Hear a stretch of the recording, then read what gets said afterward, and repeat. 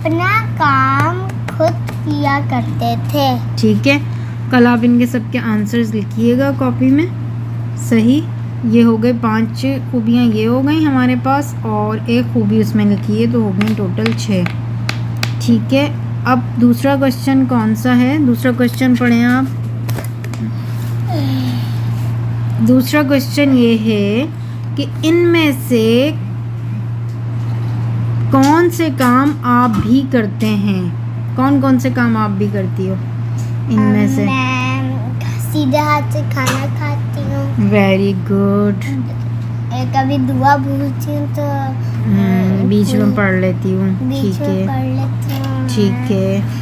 और घर साफ सुथरा रखती हूँ। हाँ, और ख़ुद भी साफ सुथरे कपड़े पहनती हूँ।